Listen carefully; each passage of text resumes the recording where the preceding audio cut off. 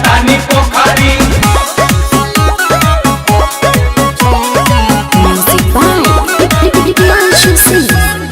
रोवतानी बालाटी में रंग पानी घोर के।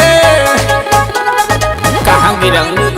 अरे रोवतानी बालाटी में रंग पानी घोर के। मन करे फेंकी पिचुकारी अपन तोड़ के। चल गइल माल काल होलिये में छोड़ के।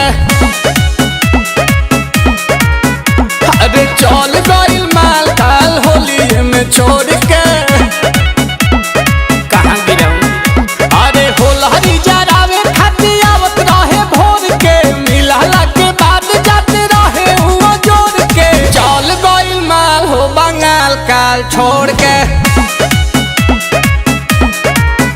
अरे चल गइल माल हो बंगाल काल छोड़ के। कहाँ गिरंग?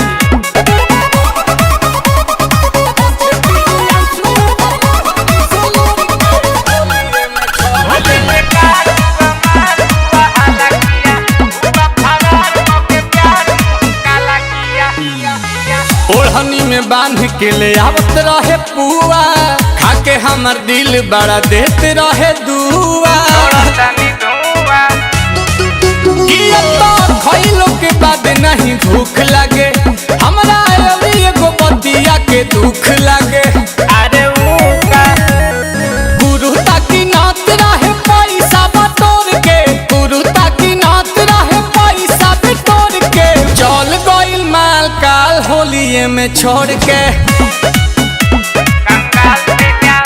अरे चल गइल माल काल होलिये में छोड़ के।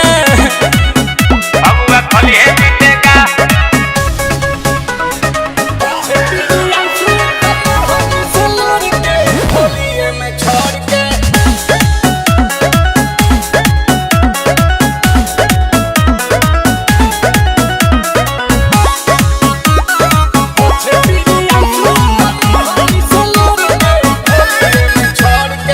रंग नील कमल के होता जियान हो। मर्द के संगे होली खेलतिया जान हो। हम कैसे मनाई अपना आप के। आंसू गिरता रे आंसू पाछा ताप के। इलाज कराओ। पोछे पीरी आंसू कर ओढ़नी से लोर के।